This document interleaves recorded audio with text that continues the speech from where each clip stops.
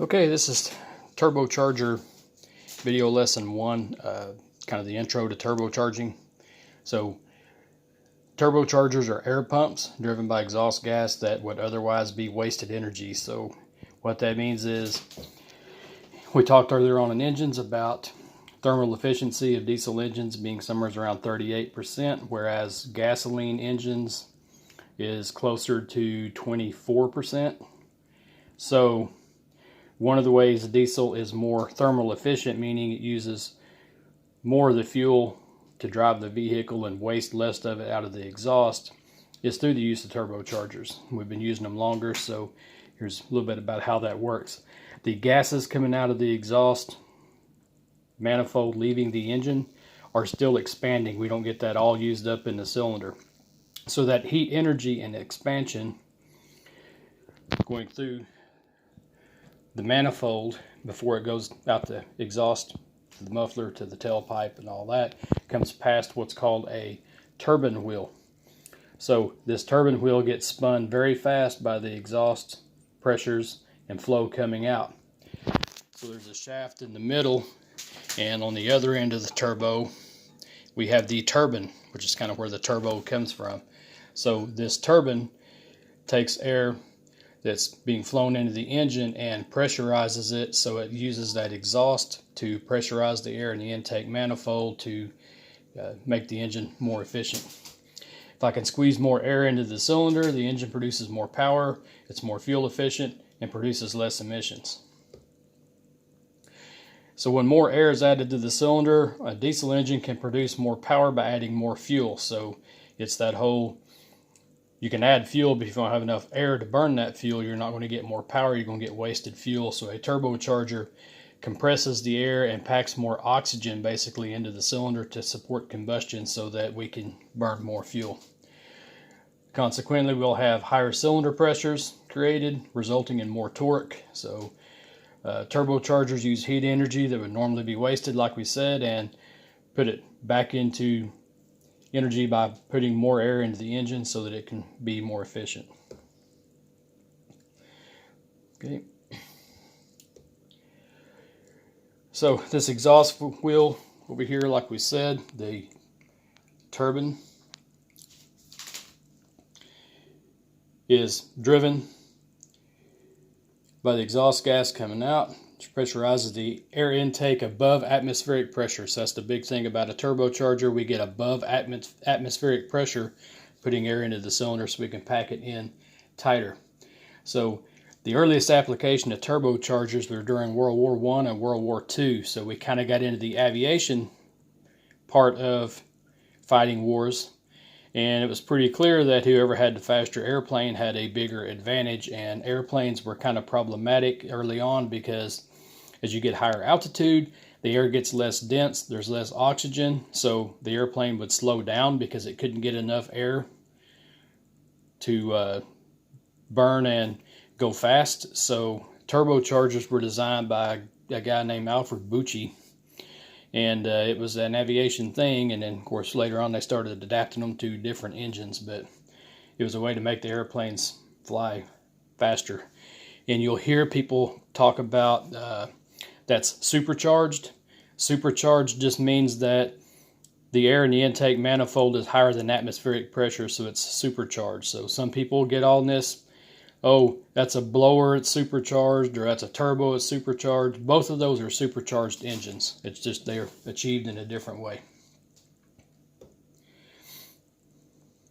So I kind of touched on something there. A blower is often referred to as a roots blower. So a blower uses a belt or gear-driven mechanism from the engine to turn a pump and pump more air to the engine. So it's taking some horsepower away from the engine to pressurize the intake manifold. That's why we call it a blower.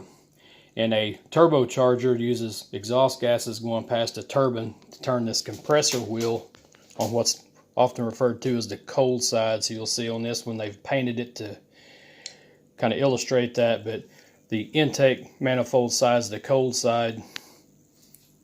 The turbine or exhaust manifold side is the hot side of the turbo. But just remember that turbochargers are not driven by anything other than the exhaust gases, so it's taking something that was going to be wasted and making energy with it, or more efficient engine operation basically, whereas a blower does that as well, but it takes some horsepower away from the engine to accomplish that, being belt driven or gear driven. So we already talked about it increasing thermal efficiency. It also increases volumetric efficiency. So with a turbocharger on a diesel engine and not having a throttle plate like we've talked about before, running on excess air, we can get as much as 300% more air into the cylinder than what we need to burn the fuel that's going to come in. Now, part of that's for cooling, but part of it's for the volumetric efficiency. A normally aspirated engine, which means non-turbo and non-blower, can only achieve about 75 to 80% volumetric efficiency, and that's on a diesel. It's lower than that on gasoline because of having a throttle plate. So if we increase volumetric efficiency, we can raise compression pressures. We can basically double them on a diesel engine, which improves the engine's power output. Current turbochargers can easily boost intake pressure to 45 psi. Unless we get into the series turbochargers we'll cover next week. Series turbochargers can achieve 60 psi boost pressure and higher. So we're up to about 45 unless it's a series turbocharger setup. We'll get into Miller cycle engines later, but they shorten the compression stroke, use the turbo to do that. So some people call it a fifth cylinder or fifth cycle, fifth stroke. Anyway, we'll get into that in deeper next week, but that's one of the new ways to get more power out of a diesel engine.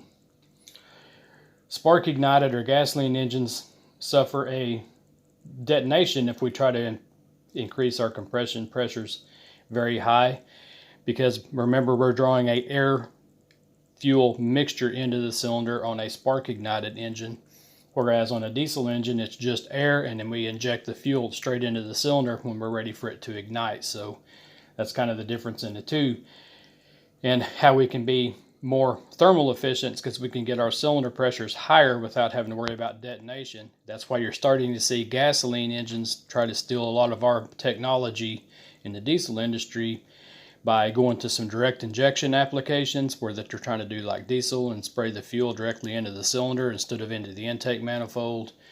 You're seeing a lot of gasoline engines turbocharged now. So they're kind of looking at what we're doing and trying to adapt that to their platform. But just remember, we can't go very high on compression with the spark ignited because of having that air fuel mixture. It will ignite early or pre-ignite just from the heat and ignite before you need it to, and get a spark knock and detonation in the engine. Turbochargers started showing up in diesel engines basically late 80s. There were some applications with it before that, but we didn't really need it. We had the engine running and doing what we needed to do because we didn't care about emissions as much then. But emission reduction is what kind of drove using turbochargers in diesel engines, and then a lot of things spun off of that. Yes, you do get more power from it, but that wasn't our reason for going to it initially. It was to lower emissions, and that started in about 1988. You started seeing turbochargers showing up on a lot of diesel engines that didn't used to have them. So if we increase cylinder temperatures, the combustion process takes place faster and lowers the production of hydrocarbons, carbon monoxide, which is CO, and particulate matter. So basically, if you can burn up all the fuel that you put in a cylinder more efficiently, you're going to lower those emissions. You're going to lower the hydrocarbons, the carbon monoxide, and the particulate matter.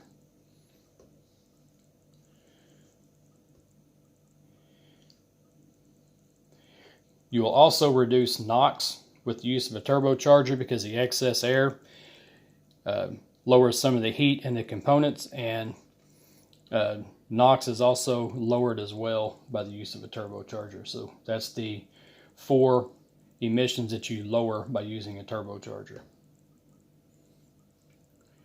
Okay. Carbon dioxide is one of the new emissions that they're going after. That's why you're seeing engine sizes get smaller. You're seeing full-size pickups with a small V6 with like 2 turbos on them now. Ford's using that technology a lot. They're going after CO2 emissions, and the only way to lower CO2 emissions, which is carbon dioxide, is to burn less carbon. I mean, it's kind of a necessary evil, so you got to get a more efficient engine that burns less carbon. So a smaller engine that's turning higher RPMs and being a little more thermal efficient is going to have a lower CO2 emission, and that's one of our new greenhouse gases they're going after on the emissions part of it. So smaller engines are lighter, resulting in almost 20% reduction in CO2. So even the diesel engines, you're starting to see a trend of smaller engines in the same application. Okay. One of our other emissions that turbos reduce is noise emission. It chops up the pulses in the exhaust by going through the turbo, so it quietens it down a little bit. Now keep in mind, when people straight pipe a truck and take the muffler and all these features off of there, you can hear the turbo, but we're not talking about that. We're talking about the vehicle equipped the way it was sent out from the factory with a muffler and stuff on it. So turbos do reduce noise emissions as well. Smaller displacement engines and slower turning engines will produce lower noise as well. Okay. Altitude compensation, normalization.